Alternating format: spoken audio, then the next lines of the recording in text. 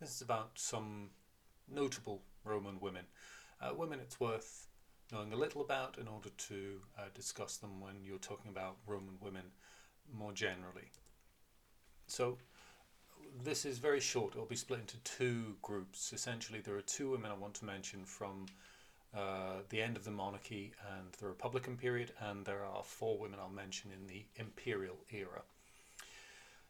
The first one it's worth knowing about is Lucretia or Lucretia, who has been an inspiration for writers and artists for thousands of years now.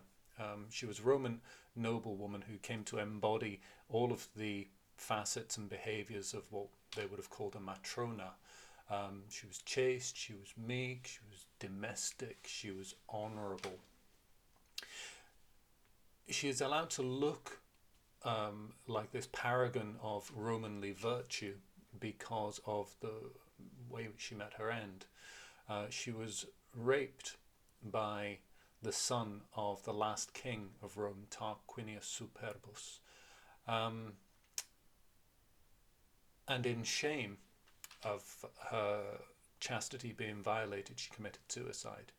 And this simply raised her up in the view of the Roman people, but it also served, of course, to cast the last king, and indeed all kings, in the eyes of Romans from that point on as tyrants. So Lucretia is a very, very important figure in the Roman idea, the Roman people's idea of themselves. The next one I want to mention is Cornelia. She is the mother of the Gracchi brothers. Now, the Gracchi brothers attempted to impose a number of reforms in the 2nd century, political reforms which would have redistributed land and dramatically changed the democratic institutions of Rome. They were viewed as a threat by the patrician class and the nobiles, and they were murdered. Now, that's obviously worth knowing, but for our purposes, we also need to remember that Cornelia, their mother, I mean, she faced the death of her two sons with great stoicism. She accepted it, she retired from public life. There was no enormous emotional outpouring from Cornelia as far as we know. And again, she fits in with this particular idea of what a Roman woman should be, following the archetype of Lucretia. She was refined, honourable. She had all of the Romanly virtues of Romanitas, the virtus of Romanitas. And interestingly, when she died, the Roman people actually voted to have a statue erected of her, which is unusual in a culture which reveres masculinity and war. For a woman to have a statue erected clearly demonstrates that the Roman people thought a lot of her. Interesting, though, that the two examples from the Republic tend to reinforce a particular kind of womanliness, an acceptable face of Roman womanhood.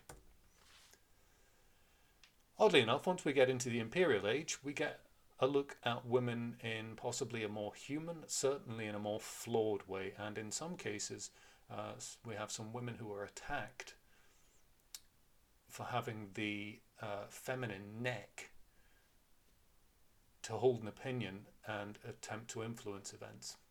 Okay, now in other presentations you will have seen that Augustus attempted to introduce marriage reforms, relationship reforms in order to stabilize marriage in Rome and also promote a certain idea of good Roman behavior with the head of the family, the male head of the family, producing children with the female head of the house, of the family. Oddly enough, Augustus himself, according to Suetonius, was not entirely faithful, and equally his daughter Julia and his granddaughter Julia, the daughter of Julia, both of them were exiled for immoral behavior, essentially for having affairs. So it's somewhat ironic that the man who was attempting to introduce these marriage reforms, he himself was not faithful in marriage, nor was his daughter, nor was his granddaughter.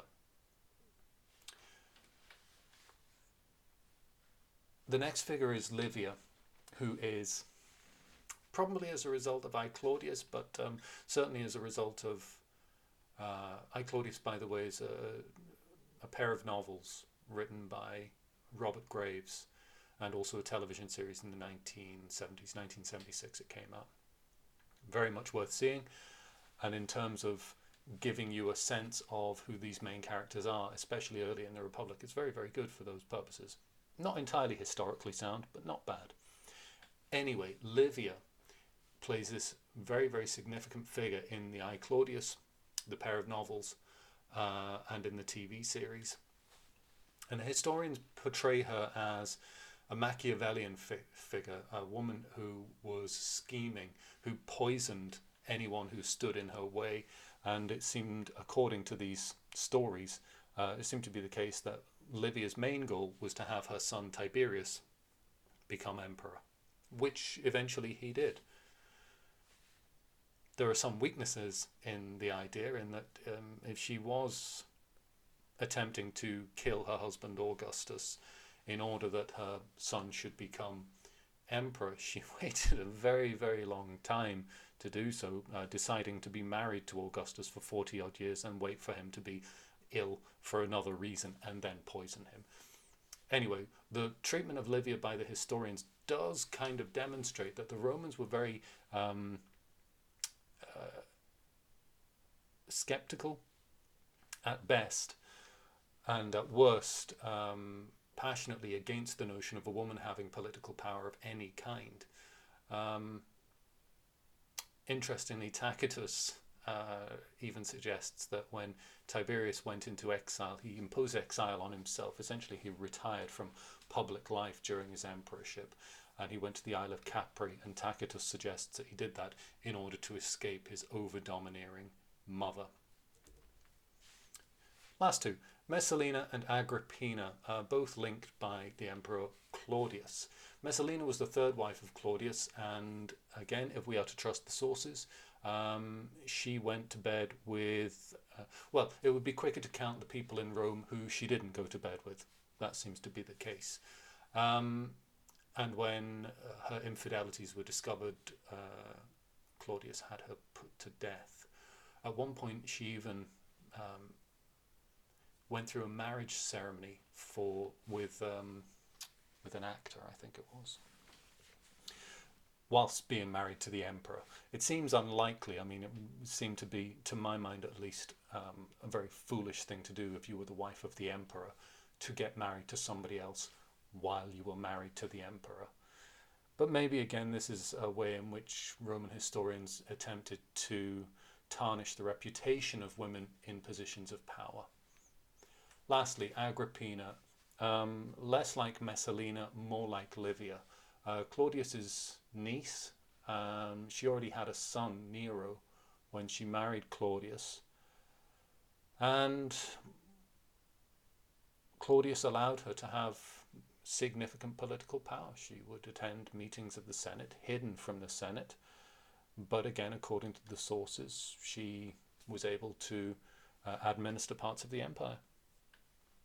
Are we to take this to mean that she was an effective political person, or do we take it to mean that she was overstepping boundaries, according to the historians? We don't know. Finally, the thing which Agrippina is most remembered for, I guess, although if you get the chance, look up, it is a plot spoiler, Nero actually has her murdered. Look up the story of her murder. It's very, very interesting, involving a collapsible boat.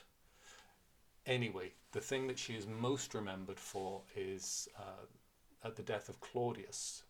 Again, the sources seem pretty consistent that Claudius was poisoned and that he ate a poisoned mushroom. And as seems to be the case very frequently with imperial women, the sources are very quick to identify Agrippina as the source of the poisoned mushroom, apparently using a Roman poisoner called